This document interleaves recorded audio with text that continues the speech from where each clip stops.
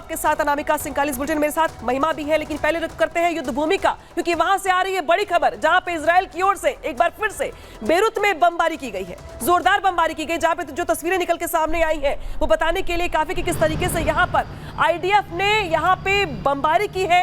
Beirut Lebanon का वो हिस्सा जहां पे सबसे ज्यादा हिजबुल्लाह के कमांडर्स, उनकी सुरंगें, बंकर और उनके लिए एक मजबूत किला है बेरूत, लिहाजा यहां पे इजराइल की ओर से बमबारी की गई है। और जो तस्वीर दिखा रहे हैं आपको हम, ये तस्वीरें हैं जहां पर बमबारी के चलते जो काले धुएं का गुब्बार है वो देख पा रहे हैं आप आसमान में, और इतना भयानक ये हमला है, इतनी भयानक ये बमबारी है जिसके चलते पूरे के पूरे इलाके में देख रहे हैं आप कि जिस तरीके से जो काला धुआं दिखाई दे रहा है आपको, ये बताने के लिए काफी है कि किस तरीके से जो हमला किया गया इजराइल की ओर से वो जोरदार हमला है। पूरे के पूरे इलाके में दिखा रहा है आपको जो काला धुआं दिख रहे हैं आप, जो आसपास की इमारतें, नुकसान पहुंचा है काफी उनको, और ये वही इमारतें हैं, ये वही बिल्डिंग्स हैं जिसको माना जाता है दरअसल कि यहाँ पे बेरूत में हिजबुल्लाह के तमाम जो बंकर्स हैं, या यूं कहे तो जो उनका हेडक्वार्टर है, या एक तरीके से उनका मजबूत किला है जिसको ढहाने का प्रयास किया जा रहा है इजराइल की ओर से। और यही वजह है कि यहाँ पे बेरूत में एक बार फिर से बमबारी की गई है। इसके पहले आपको याद होगा जब बेरूत में बमबारी की गई थी तो नसरल्लाह को मार गिराया गया था, और एक बार फिर से यहाँ पे जो बमबारी है इजराइल की ओर से वो देखने को मिल रही है। अटैक रुकने का नाम नहीं ले रहे हिजबुल्लाह पर इजराइल के, शायद यही वजह कि दरअसल ये इजराइल मानकर चल रहा है कि जो प्रॉक्सीज है उनको पहले ढेर किया जाए, खत्म किया जाए, इसके बाद बारी आएगी ईरान की। और यही वजह कि जो बेरूत में बमबारी है वो यहाँ पे इतनी जोरदार की है कि जो आसपास का पूरा इलाका देखिए वो भर जा रहा है पूरे के पूरे काले धुएं से, और यहाँ पे जो इमारतों को नुकसान बहुत ज्यादा पहुंचा हुआ है। ऐसे में इसके पहले भी लगातार यहाँ पे जो बमबारी है वो होती रही है, दिखाई भी हमने इसके पहले आपको, और अब इसी के साथ आगे बढ़ेंगे और दिखाएंगे आपको 7 मिनट में 70 बड़ी खबरें।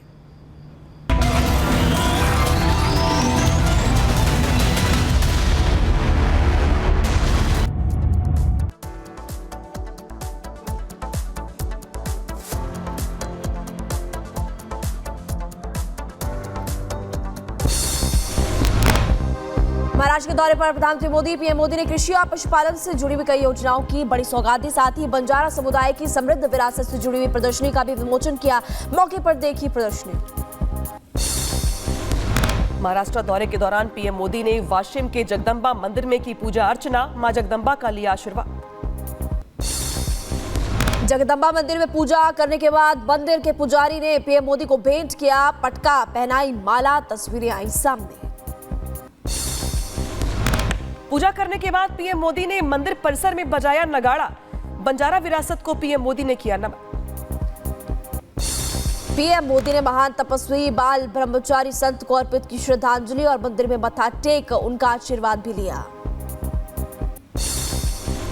पीएम मोदी ने मंदिर में देखी गरबा की प्रस्तुति, ताली बजाकर बढ़ाया कलाकारों का उत्साह, तस्वीरें सामने आई। और हरियाणा चुनाव में सुबह 11 बजे तक की अगर बात करें तो 22.70% मतदान हुआ। वोट करने के लिए घरों से निकल रहे लोग, शाम 6 बजे तक रहेगी वोटिंग। हरियाणा की 90 विधानसभा सीटों पर सुबह 7 बजे से वोटिंग जारी है। 1027 उम्मीदवारों की किस्मत का फैसला 2 करोड़ वोटर कर रहे हैं।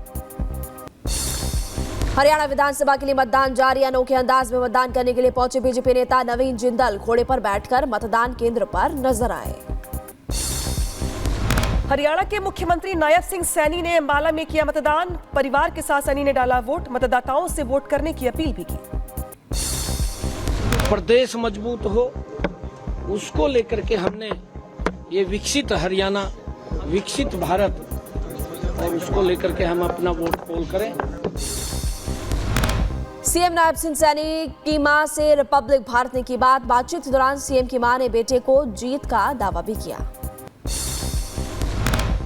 जीतेंगे जी, जरूर जीतेंगे। हाँ, बहुत मेहनत करता है मेरा बेटा, सब प्यार करते हैं, काम करता है उनका। हाँ, सबका काम करता है, सबको मिलता है। थोड़े समय में भी बहुत काम अच्छा करा है उन्होंने, सब चाहते हैं उसको। हरियाणा के सभी 90 सीटों पर वोटिंग जारी है। हरियाणा के पूर्व सीएम मनोहर लाल खट्टर ने भी यहां मतदान किया है, सभी से वोट डालने की अपील भी की। जल्दी वोट डालना चाहिए उनको, क्योंकि सरकारी छुट्टी है, लेकिन सब व्यापार करने वाले लोग, दुकानों वाले लोग अथवा छोटा बड़ा काम करने वाले लोग पहले अपना वोट डालें, उसके बाद जाकर के अपना व्यवसाय करें। और हरियाणा के पूर्व डिप्टी सीएम दुष्यंत चौटाला ने भी डाला वोट और कहा कि हरियाणा वासियों के लिए भविष्य तय करने वाला ये दिन है। साथ ही बोले कि पहले भी इतिहास रचा था और अब भी रचेंगे। लोकतंत्र का बड़ा पर्व है और मैं सभी हरियाणा वासियों से ये आग्रह करता हूं कि आपका मत आपकी ताकत है और आपका मत अगले 5 साल के लिए हरियाणा का भविष्य तय करेगा। हरियाणा चुनाव को लेकर बोले बीजेपी उम्मीदवार अनिल विज, कहा सरकार बीजेपी की बनेगी और सीएम वो बनेगा जिसे पार्टी चाहिए। अगर पार्टी मुझे बनाएगी तो मैं हरियाणा की तकदीर और तस्वीर बदल कर रख दूंगा। इनेलो नेता अभय चौटाला ने अपनी पार्टी की जीत का भी दावा किया, सबसे बड़ी पार्टी बनने की कई बात और साथ ही कहा कि बीजेपी का सफाया हो रहा। और आज के जो हालात हैं, जिस तरह से वोट बढ़ रहा है, मैंने पूरे प्रदेश में अपने जहाँ जहाँ उम्मीदवार खड़े उन सबसे पूछा है खुल करके, सब जगह बहुत बढ़िया अच्छे ढंग से पोलिंग हो रही है और हम लोग जो है 30 से 35 सीटें जीतेंगे, सबसे बड़ी पार्टी के रूप में उभर करके अपनी सरकार बनाएंगे। विनेश फोगाट के इस्तीफे को लेकर बोले महावीर फोगाट, विनेश को 2028 का ओलंपिक खेले देखना चाहते थे महावीर फोगाट। विनेश ने राजनीति में जाने से नाखुश है महावीर। जबकि मेरी सोच नहीं थी जो इसमें जो राजनीति में आए, मेरी अपने विचार सोच थी भाई 2028 ओलंपिक और लड़ेगी। रेवाड़ी से बीजेपी प्रत्याशी लक्ष्मण सिंह यादव ने अपने परिवार के साथ किया मतदान, मतदाताओं से ज्यादा संख्या में आने के लिए अपील की और कहा कि आप वोट डालिए। केंद्रीय मंत्री राव इंद्रजीत की बेटी और बीजेपी उम्मीदवार आरती राव ने रिपब्लिक भारत से खास बातचीत की और कहा दक्षिण हरियाणा में बीजेपी एक तरफा है, सरकार बनाने का दावा भी किया। ये तो मैं दक्षिण हरियाणा की बात कर सकती हूँ, पूरे हरियाणा की तो बात नहीं करती, मगर मुझे लगता है दक्षिण हरियाणा में तो पूरी बहुमत मिलेगी हमें।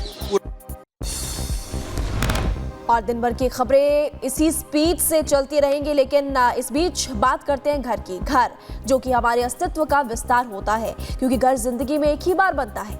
घर निर्माण से जुड़ी हर तकनीकी जानकारी के लिए इस QR कोड को आप स्कैन करें और पाएं देश के नंबर 1 सीमेंट अल्ट्राटेक से जुड़ी हुई पूरी जानकारी। तो तुरंत QR कोड को आप स्कैन करें और इस अवसर का लाभ उठाएं।